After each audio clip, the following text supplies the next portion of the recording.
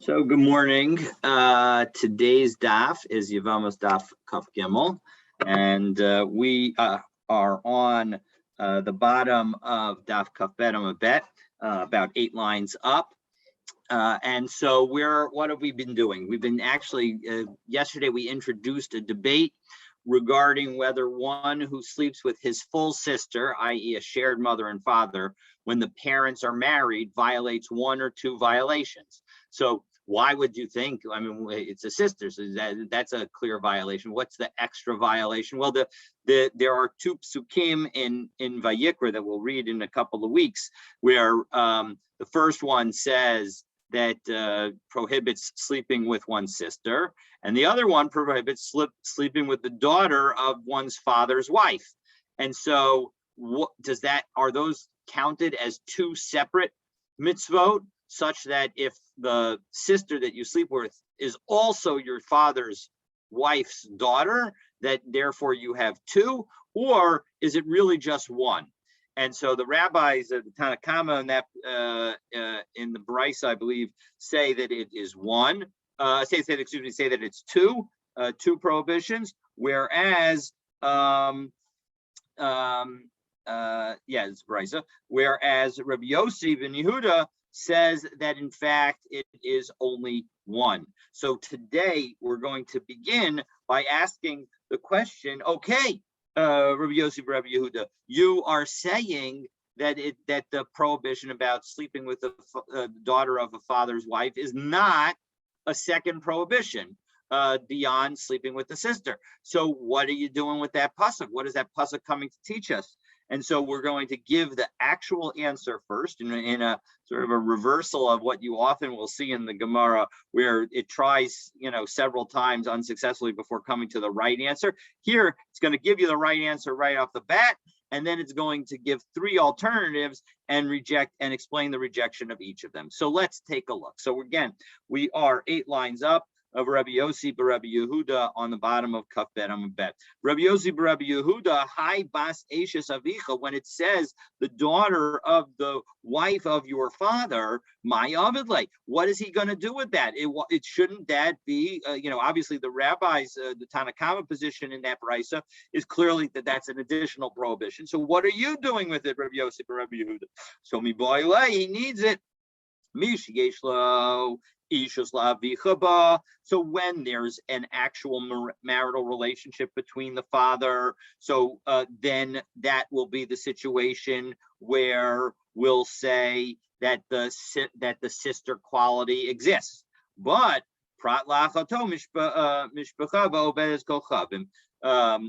but it will come to exclude the situation where the sister is as a result of, mishivcha v'ovedes kochav, where it's from a shivcha, from a maidservant or a non-Jew. So if the sister is a sister because one's father slept with either a non-Jewish woman or a slave, then the sister that results from that is not covered by the prohibition. And so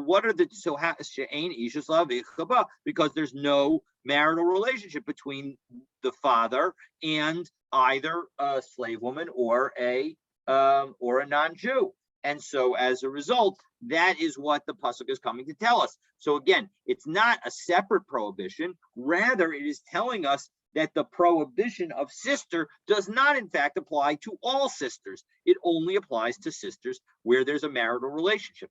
Well, one second.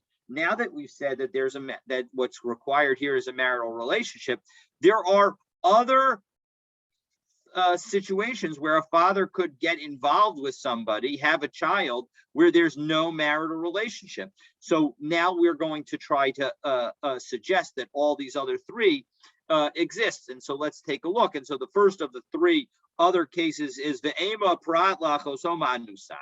Maybe we should say that this is coming to also exclude a sister who is born out of a non-consensual relationship where the father rapes a woman, and so that should not be considered a sister because we're only talking about a marital relationship. No, that's not true. Hahilo mitzis amris amrat. You're not able to say, we can't actually say that because Rava has the following inference. The Rava pointed out a potential contradiction between two psukim in the Torah. Ksiv ervas bas bincha o bas bitcha lo segalei. In one place it says that you're not allowed to reveal the nakedness of your son's daughter or your daughter's daughter. Ha bas bina dida. But that implies that if you're talking about her son's daughter, meaning your wife's son's daughter, as opposed to your son's daughter, then you would be allowed to potentially engage in that relationship. And also her daughter's daughter, meaning that if it's only your son's daughter or your daughter's daughter, maybe it means that if you're married, if your wife has a son or a daughter who then has a daughter, that relationship would not be problematic. And shari, it would be permitted. Uksiv. But on the other hand, we have another pasuk, Eshes Isha Uvita Lo Segale, that a woman and her daughter, you can't have a relationship. As bas bina, as bas bita. And it continues, not only her, but her son's daughter and her daughter's daughter. So we see that in fact, that relationship is prohibited. So why in one pasuk is there an implication that a wife's granddaughter is permitted, and in another pasuk the implication is that a wife's granddaughter is prohibited? So how do we align these two psukim? So ha ketzad kan ba'onsin kan b'nisuin. So the answer is that when the relationship is a non-consensual relationship, so then and so the person is not the wife. So then as a result, if you have a daughter with somebody who is not your wife, well, then that woman's other children, her granddaughter that she has not with you, would not be covered by the prohibition. But kan b'nisuin. But in the second case, it specifically talks about the situation where it's the woman's daughter. So that situation is talking about where it was where the relationship was a marriage relationship. And so if you're married to the woman, well, then not only will your granddaughters be prohibited to you, but so will hers. So what do we see from this? We see that Rava's teaching is that a child conceived out of wedlock is still considered the offspring, the legal offspring of the father. And so that explains how we know that we cannot use bas eshes avicha to tell us that what it's coming to exclude is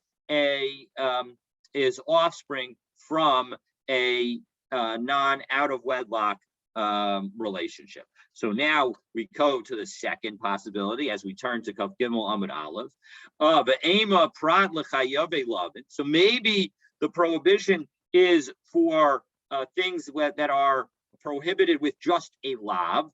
And as we've seen before, Rabbi Akiva actually would say that those children are actually mamzerim, and that marriage doesn't apply in that situation. But so, for example, examples of lavin are, a variety of the Kohanim examples, along with marrying somebody who's a mamzer. So all of those situations. So maybe that's what we're coming to exclude. So Amar Rav Papa.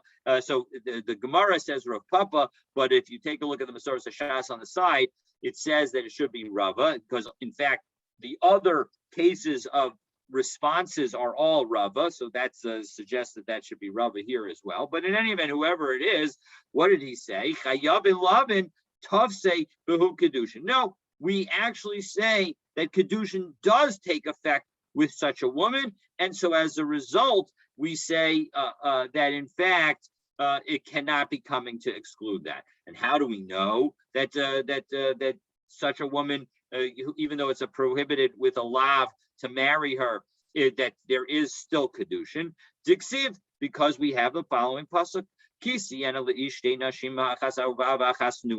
When a man has two wives, one who's beloved and one who is despised. So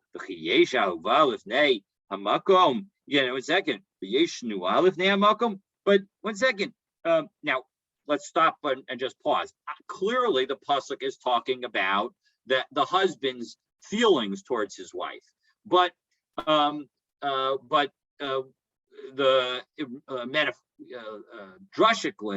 midrashically, we're saying, no, it doesn't say who he despises or who he loves. It's in the passive, and so as a result, that suggests something beyond the husband's involvement. And so the Gemara asks, is there really anyone who is beloved or despised relative to for Hashem? Hashem loves everybody, so there's no relative relationship associated with that. Ella ahuva b'nisueha, but rather it's the beloved needs to mean beloved through the marriage, meaning that it's a kosher marriage. And snua b'nisueha, and when it comes to snua, despised, it means despised as a result of the marriage. And yet it says kisiyena when a person has, meaning that each of them is considered a wife. So we see that the concept of wife applies. Now Tosfos asks a great question. If we take a look at the top Tosfos in Kaf Gimel Amud Aleph, says the pshita de b'shvil avas b'sinas habal lo yafkia hamakom zchus b'na. Right, so it's clear, right? It's obvious, according to Tosfos, that we would never allow somebody to uproot the rights of one child because of the relationship between the father and that child. V'im tomar v'nemas nua haynu risha. If you say that, one second, maybe it's the snua just means that the person is a wicked person, and that's why she's hated before Hashem. Because of the way the pasuk is written, right? Right, the nashim is the immediate predecessor of the words ahuva and snua, so it seems like it's the connection to the marriage. The im berisha medaber below nisua nami yesh l'snuata. Right, so because if it was only talking about the wickedness, it wouldn't need to even reference the nature of the marriage. And then the Tosfos Yeshanim here adds the old pshita de ein levanim lahafsid lekach nachlasam. That if in fact we were to say that that it's talking about the wickedness, why should that affect the inheritance of the children if they're not wicked? If their behavior is fine, why should the wickedness of their mother result in an adverse impact on their inheritance? So that highlights, it's essentially a corollary point of the point that Tosfos makes initially, that we can't imagine that the Torah would allow us to disinherit somebody just because of ill will. So it must be that there's something more that's going on, that the relationship itself is problematic. And yet we say, notwithstanding that these psukim show us that even when there is a lav involved, it is still a connection to there is still a marriage connection, and so as a result, we cannot say that is what the pasuk of Bas Eshes Avicha is coming to exclude. So now we end up with the third and final of the three possibilities that are all rejected. So we raise the bar even higher and say, maybe it's talking about somebody who engages in a relationship that is chayav kares, and we know that actually a chayav kares relationship has no marriage associated with it. Nonetheless, Amar Rava, Amar Kra, Erebas achoska bas avicha o bas imecha moledes bias o moledes chutz. If we take a look at that pasuk, again, this is a pasuk in Vayikra Yud Chet pasuk Tet.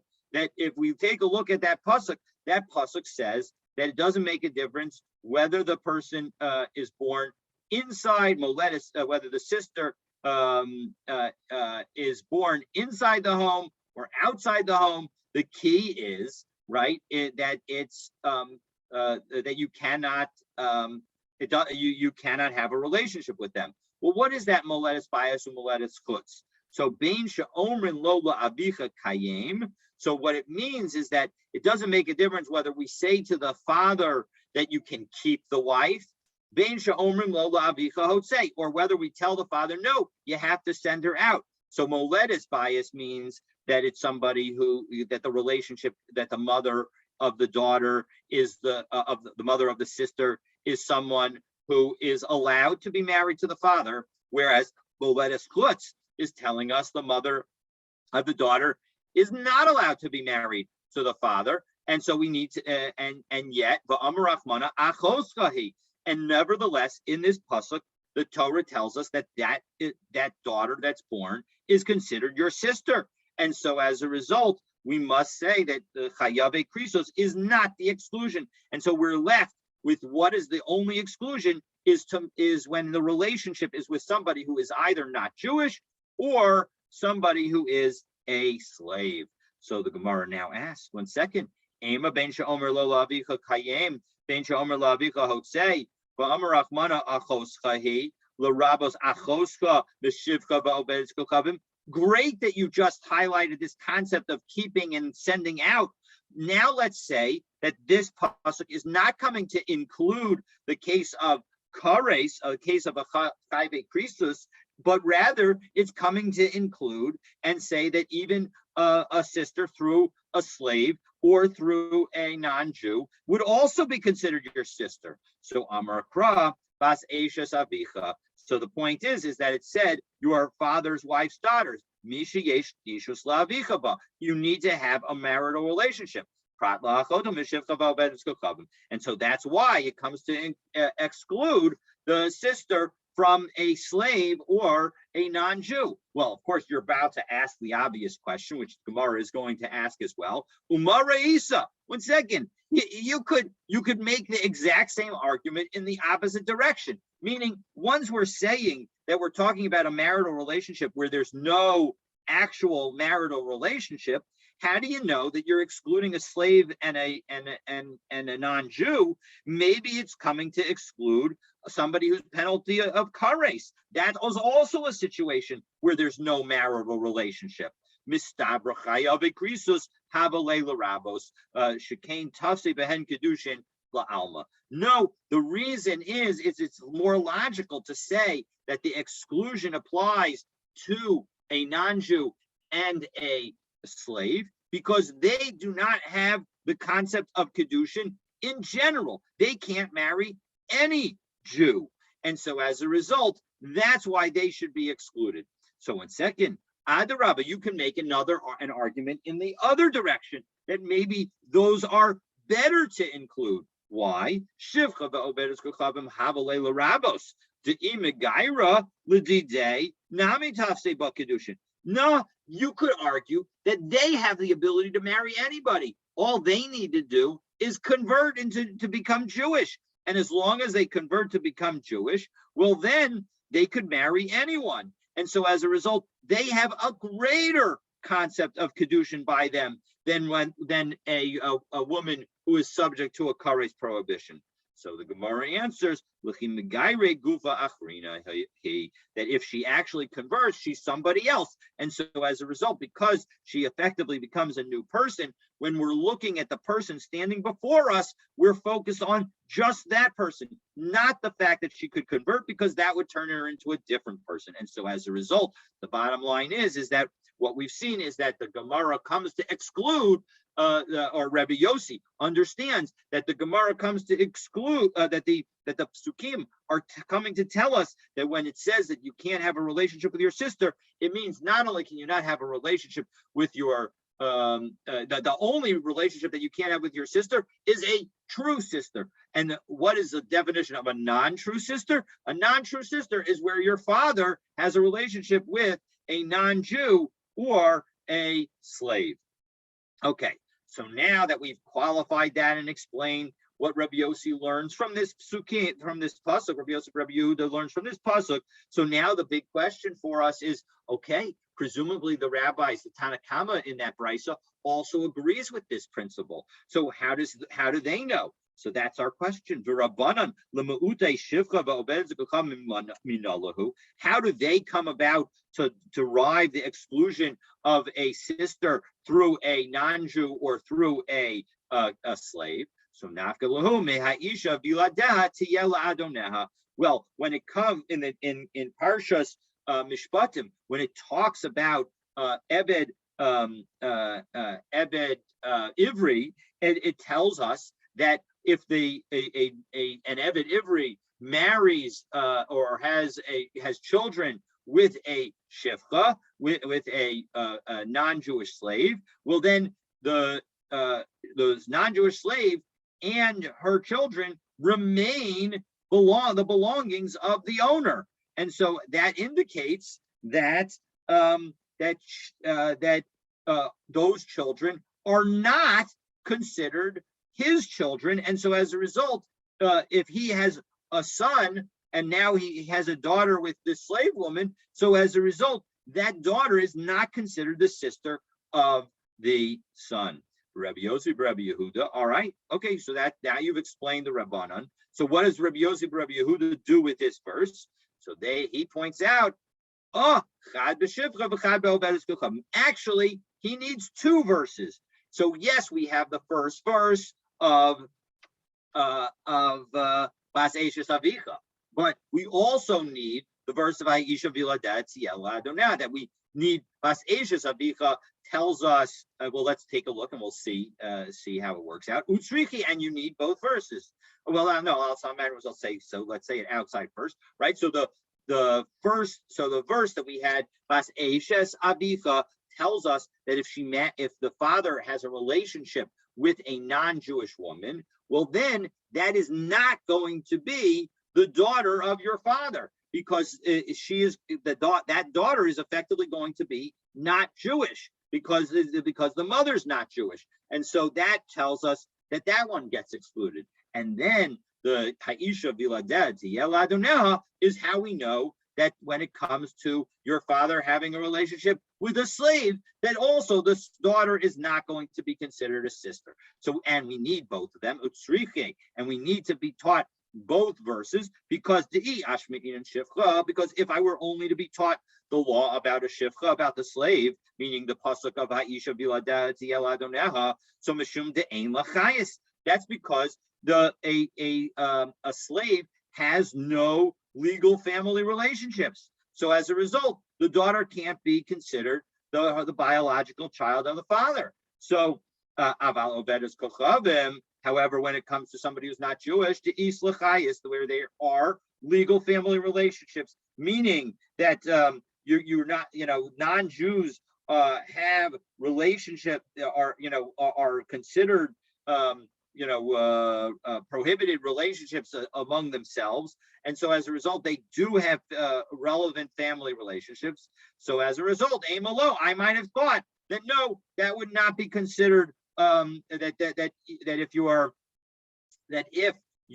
if one's father had a relationship with a non-Jew, because non-Jews also have family relationships, have legally recognized family relationships. So therefore, I might have said that in that situation, you would say that is considered a sister, and therefore it would be part of the prohibition of having relationships with one sister. And on the other hand, if we only taught that the daughter of a relationship between a father and a non-Jew is not considered a sister, for when it comes to a rayot, so mishum delo shaycha b'mitzvos, the reason is because that non-Jew is not subject to the commandments of mitzvot, and so as a result, the daughter associated with that is not going to become sufficiently related to the father, such that the father's son would have a prohibition of marrying her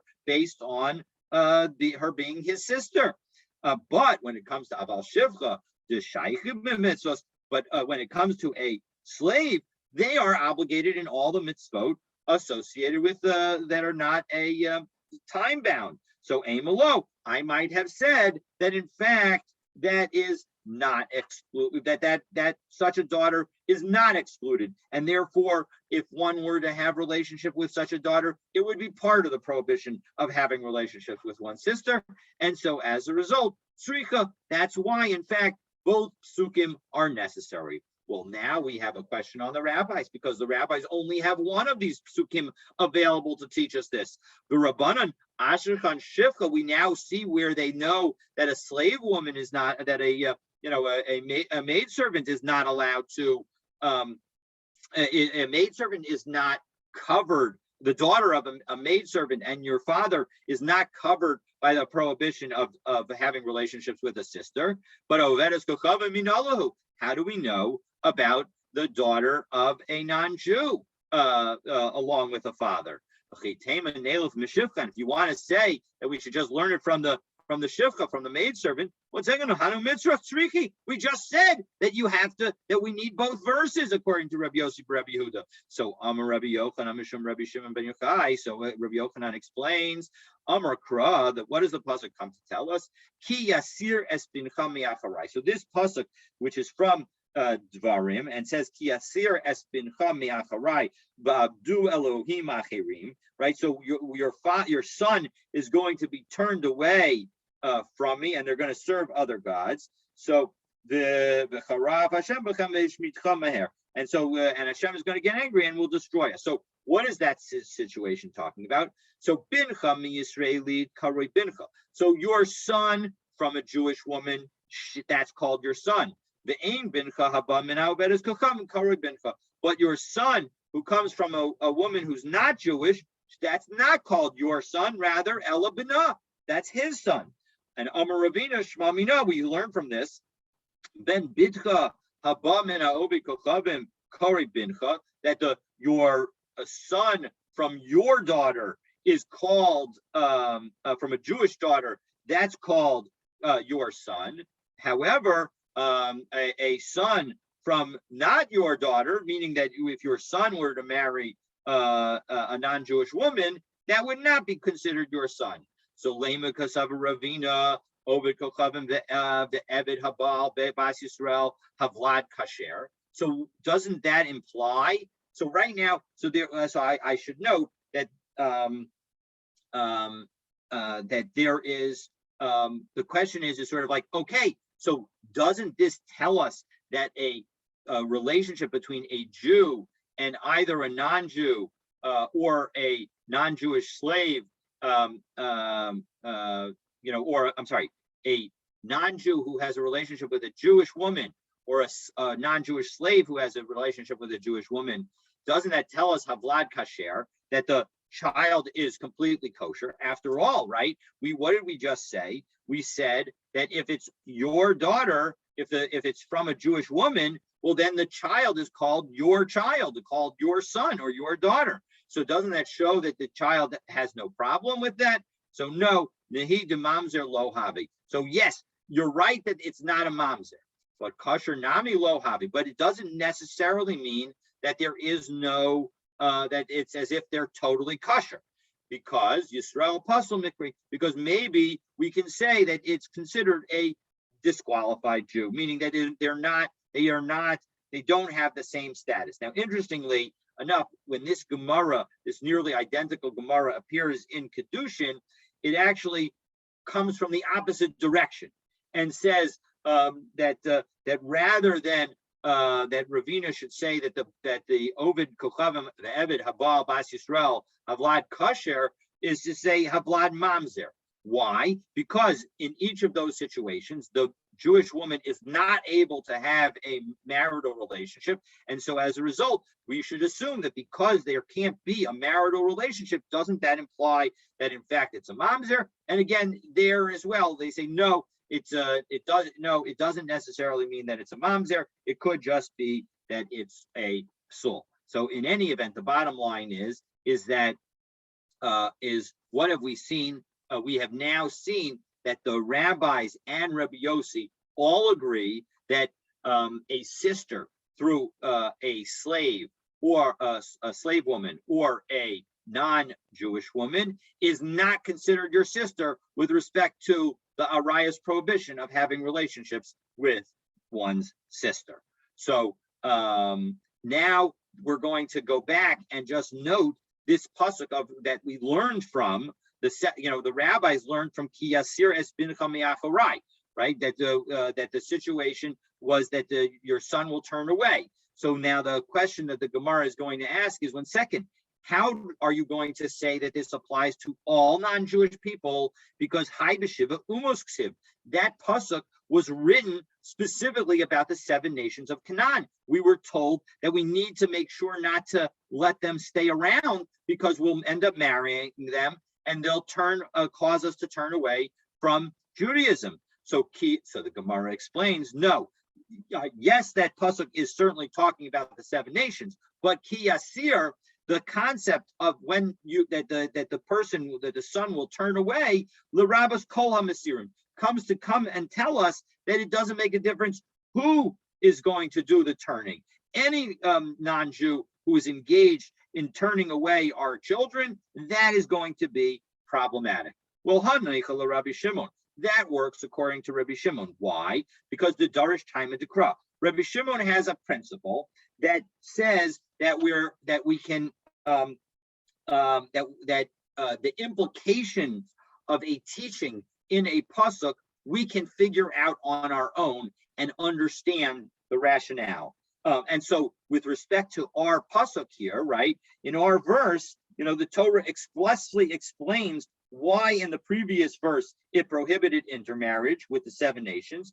And for Rabbi Shimon, it wasn't necessary to say that because Rabbi Shimon would be able to figure that out on his own, meaning it was obvious as to why we shouldn't be allowed to marry. And so as a result, due to that obvious nature, he would be able to use the pasuk of Ki Yasir es bincha mi'acharai to teach us something new, namely the fact that even if you marry a non-Jewish woman, it's not considered, the daughter of that non-Jewish woman with you is not considered your daughter with respect to your son's inability to engage in sexual relations with her, and so the prohibition would not apply in that situation. And so that is only available to teach us that according to Rabbi Shimon, El Rabbanan, but according to the rabbis who say that you do not figure out the teaching, the purpose of a law based on your own logic, but rather you need the Torah to tell us the reason, minalahu. And so as a result, for them, that pasuk is not extra. So how do they learn out this concept that the child of a non-Jewish mother is considered not Jewish and not a sibling of a Jewish child of that same father? So the Gemara answers, Man Tana de Paligale de Rabbi Yossi Rabbi Yehuda, Rabbi Shimon he. Who is it that is actually the Tanakama that is arguing with Rabbi Yossi Rabbi Yehuda, the son of Rabbi Yossi, the son of Rabbi Yehuda? It's actually Rabbi Shimon. And so as a result, it's the Rabbanan that we've been referencing is actually Rabbi Shimon. And so he is able to use that pasuk. And so the bottom line is that we now, again, where have we gone? We've concluded that while there is this debate as to whether there's one prohibition or 2 prohibitions in connection with having sleeping with a full sister who is not only the daughter of your father, but also the daughter of your father's wife. So in that situation, then that is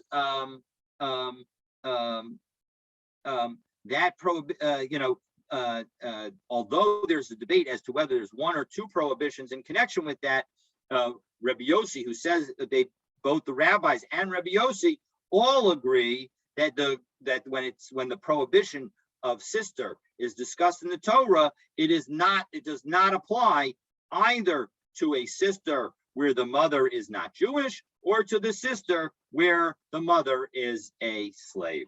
So now that brings us to the next Mishnah. So, okay, so now that we're ready to go to the next Mishnah, so now the next Mishnah is going to discuss a series of cases. We're going to break them into two different cases. The first case involves, where we can actually see it inside. It's sufficiently clear, but though we're talking about situations where there's confusion about the identity of the wife. So let's take a look inside. So if somebody marries one of two sisters, so Reuven married either Rachel or Leah, but he doesn't know which one he married. So let's say that they're identical twins. Well, then in that situation, he's stuck. So therefore, nosin get lazo. He has to give each of them a divorce because he can't have relations with either of them, because it's not as if he could just marry the other one or marry one of them, because what if it's not the right one? And so as a result, he's in big trouble. So as a result, he's got to divorce them both. One second, but Mace, what happens if he died without any children? The lo ach echad, and he has one brother. Well, in that situation, that brother is effectively totally in the same situation. So cholitz l'shtein, he has to perform chalitza with both of them. Why? Because he can't marry. He can't go ahead and if he does chalitza with one, so maybe that isn't the one that his brother married, and as a result, he's not going to be allowed to marry that sister because he already was married to the other sister. And if in fact and so that's the problem. The problem is that we have a situation where it's possible that he could end up violating a Torah prohibition if he were to do a chalitza to one and marry the other one, because he could get it wrong. So hayulo shnayim, if the deceased had two brothers, if Reuven dies and he leaves Shimon and Levi, well then echad cholitz ve'echad miyabim. Then one can perform chalitza and the other can then perform yibum. However, we'll see that the chalitza has to happen first. However, kadmu v'kansu. However, if both brothers went ahead and they married the sisters, they married both of the sisters, well then ein motziim miyadam, because they could, if both of them are marrying and they're marrying them separately, well then effectively we don't have any problem with the situation, and so the Diavad will say that that's okay. All right. So Shnayim, and now, so that's case number one in our Mishnah. So again, case number one can be broken down into four pieces, right? First is that the Reuven needs to, if Reuven's unsure, he needs to divorce both of them. If he dies without children and there's one brother, the brother has to perform chalitza with both of them. If there are two surviving brothers, then one performs chalitza and the other can perform yibum with the other sister. And if those two brothers each marry one of the sisters, we're not going to force them to divorce. So now we turn to the second case. So we have two people who are not brothers. We have Reuven and Gershon, and they marry again. Reuven marries Rachel, Gershon marries Leah. If again, both of them are unsure about which one they actually married. Well, they both have to give two divorces. Mesu, if they both die without any children, and they both have a single brother. Well, again, they both got to perform chalitza to both of them, exactly like our first case. Now we have something new. If one of them has one brother and the other one has two brothers, well then the one brother has to do chalitza with both of the sisters. But now the two brothers, echad cholitz ve'echad miyabim. One can do chalitza and the other one can do yibum. But if both of them went ahead and married the two sisters, we're not going to force them to get divorced. Now, what happens if each of Reuben and Gershon both have two brothers? Well, then each of the brothers can one brother of each of the pairs of brothers can each do chalitza on one of the women, meaning so that both of the women end up having chalitza from one side, and the other brother can marry and do yibum to the one that was done chalitza from the other side. Because either you're doing yibum, which was correct, or you're marrying somebody that you're not prohibited to marry. So in either situation, that's totally fine. So if one of the sets of two brothers jumps ahead and performs a chalitza with both of them, so then lo yabmu hashnayim, the other two are not allowed to marry both of them in yibum.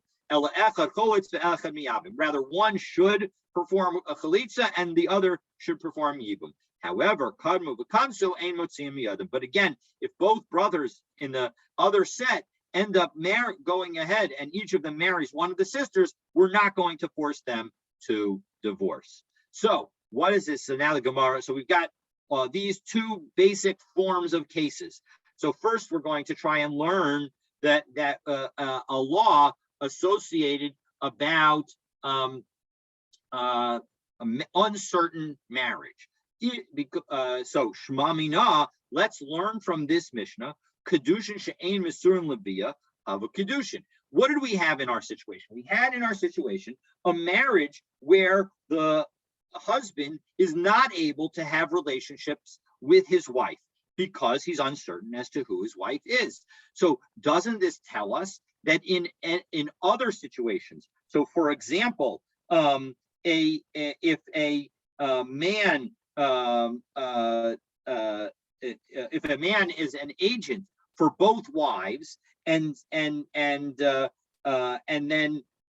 accepts the marriage for one of the sisters, and it's not clear which one he's accepting it for, that kind of situation where now, of course, the husband has no ability to have relationships with either of the women. That should be the situation that's in our Mishnah. And what do we say? We say that divorce is required. So doesn't that show that there's a real kedushin here?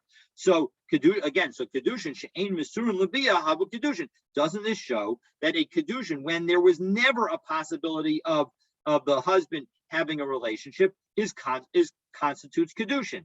So no. The answer is it does not have to be that strong a statement, because we could be talking about the following: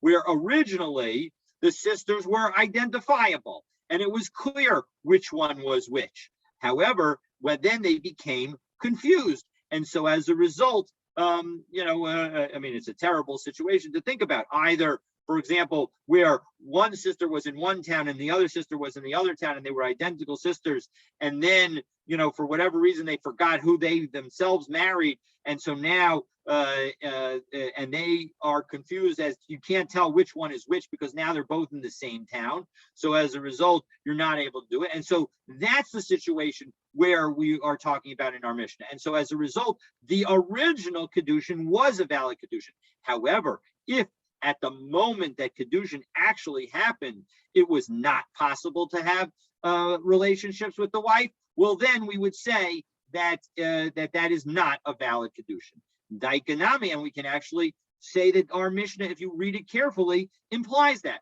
Because what did we say? The Ketani, we said in our Mishnah, the Einu Yodeya, he does not know. At the moment, he is effectively saying that he no longer knows. The Lo Ketani, the Eino Yadua. It's not that it is not known, which would suggest that it is not known from the moment of the marriage. And so Shema Mina. So in fact, we're talking about a situation where the right wife was known initially, and so as a result, we're not talking about a situation where a relationship was always prohibited. So my Kamash Malan. So it says Tosos, by the way, says, what about the situation where it's a chayve krisus? Isn't that a situation or some other lav?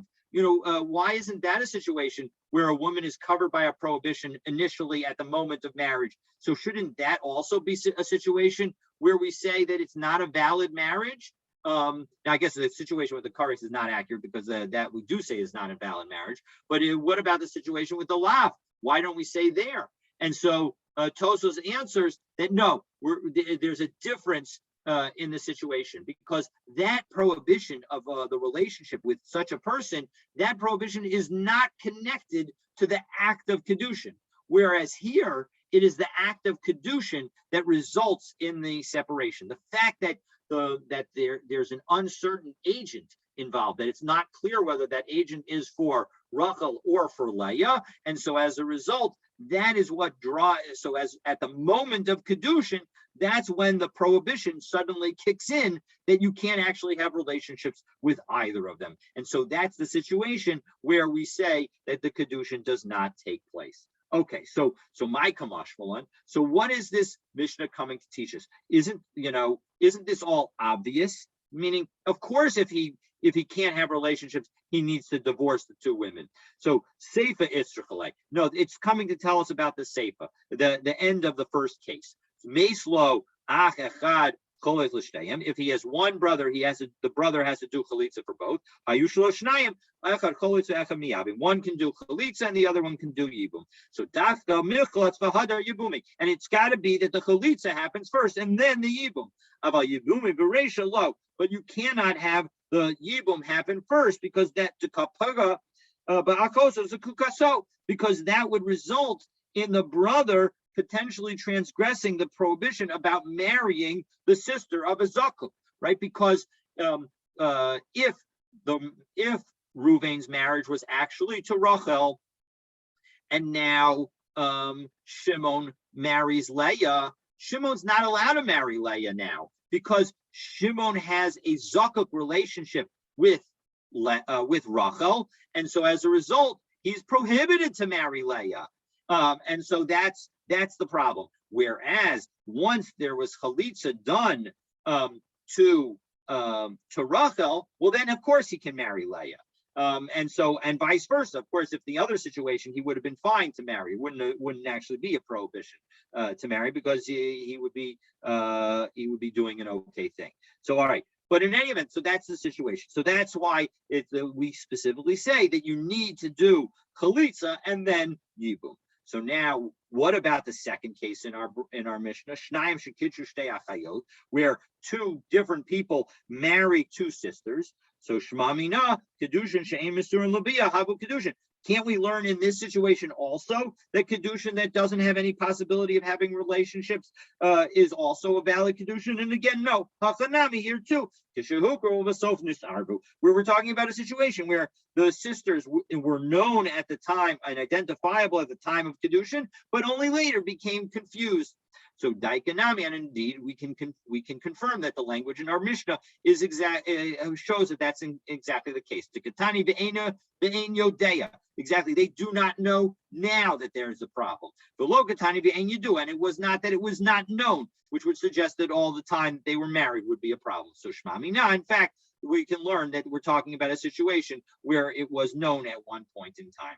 Umay kamashmalan. So again, what is this second case coming to teach us? Seifa itzricha lay. We again need it for the seifa. Mesu lezeh echad lezeh shnayim. If one has one brother and the other has two brothers, hayachid cholos shteihem v'shnayim echad cholos v'echad miyabim. That the one brother needs to perform chalitza, whereas the two brothers, one could do chalitza and one could do yibum. Well, pshita, hainu reisha. It's exactly like the first case, and we just taught that when you have two brothers, one could do chalitza and the other can do yibum. So of course that should be permitted. So ma'odutema ligzer. No, I might have thought that we should make Xera Trey Atuchad, that don't allow either of the two brothers to perform Yibum, because we're worried that maybe the single individual brother will perform Yibum. So Kamash Malan, we do not in fact say that teaching. But Davka Michlas v'Hadar Yibume, and again, the Gemara teaches that it's specifically where you do Chalitza and then you do Yibum. But again, if you perform Yibum at the start, that doesn't work to Kapaga Bivama Lashuk, because that Yibum constitutes the marrying of somebody else in the marketplace. You're not allowed to marry. A Yevamah is not allowed to marry somebody else before she is marrying before she marries a brother. So the problem is, again, so let's take the case, right? So if Reuven and Gershon are married to Rachel and Leah, so it turns out that, and now there's confusion. Well, now if it turns out that and now we'll say again, Reuven and Gershon are married to Rachel and Leah. Reuven has brothers Shimon and Levi. So Shimon performs chalitza with Gershon's wife Leah. Well, that chalitza is nothing. And now, I'm sorry, I apologize, I got that wrong. Let me start again. So we have Reuven and Gershon are married to Rachel and Leah. Reuven's brothers Shimon and Levi. So Shimon does chalitza with Rachel. That's a valid chalitza. Now Levi, before Gershon's brother David does chalitza with before Gershon's brother David does chalitza with Leah, Levi goes and marries Leah. Well, that's a big problem, because Leah is not allowed to marry anyone other than Gershon's brother until Gershon's brother does chalitza, and so that is the problem that would exist, and that is why all the chalitzas need to happen before the yibum happens. And so we'll stop there, and tomorrow we'll ask, well, 1 second, why did the Mishnah need to tell us the final case where Reuven and Gershon had two brothers? Isn't that just something that follows immediately from the case of one brother? So stay tuned tomorrow and you'll see why that case also needed to be taught. Thank you, Rabbi. Have a good day, everyone. Thank you. You too. Be well. Have a great day, everybody.